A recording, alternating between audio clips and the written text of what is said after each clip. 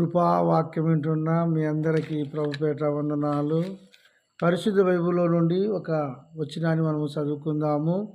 సామెతలు 2వ అధ్యాయము 11వ వచనాన్ని మనం చదువుకుందాం. బుద్ధి నిన్ను కాపాడును, వివేచన నీకు కావలి ఉండును. బుద్ధి, మనిషి ఏమి కలిగి ఉండాలంటే బుద్ధి కలిగి ఉండాలా. ప్రతి విషయంలో బుద్ధి కలిగి ఉండాలా. ఒక్క మాట మాట్లాడే విషయంలో బుద్ధి కలిగి మాట్లాడాలా.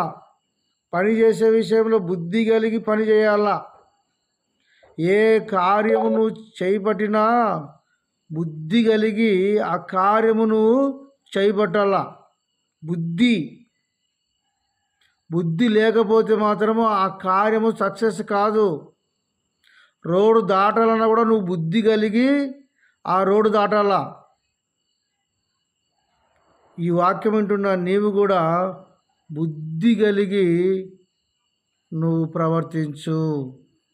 బుద్ధి నిన్ను కాపాడును. బుద్ధి కలిగి ఉంటే అది నిన్ను కాపాడుతుంది. ఎక్కడికి పోయినా సరే, ఏ మనిషితో స్నేహం చేసినా, ఏ ఊర్లో నువ్వు ఉన్నా, ఏ పనిలో నువ్వు ఉన్నా, ఎవరితో నువ్వు సహవాసం చేసినా, నువ్వు బుద్ధి కలిగి ఉన్నట్టయితే నీ బుద్ధే నిన్ను కాపాడును. ఒకటి. రెండో మాట మనం జ్ఞాపకం చేసుకున్నట్టయితే వివేచన నీకు కావలి ఉండును. వివేచన కలిగి నువ్వు ప్రవర్తించాలా. జ్ఞానం కలిగి నువ్వు ప్రవర్తించాలా. అది నీకు కావలి ఉండును. కావలి, నీ వివేచనే నీకు కావలి ఉండును.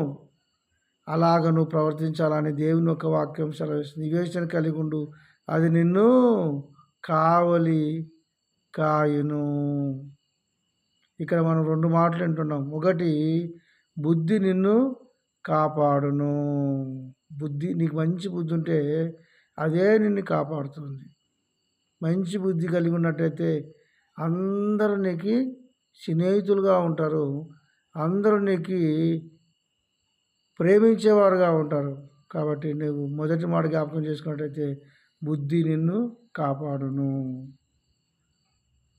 రెండోది, వివేచన నీకు కావలి కాయును. వివేచన కలిగి నువ్వు ప్రవర్తించినట్లయితే అది నిన్ను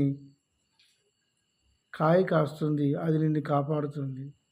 ఈ 2 మాటలు దేవుడు దీవించి ఆశ్రయించును గాక.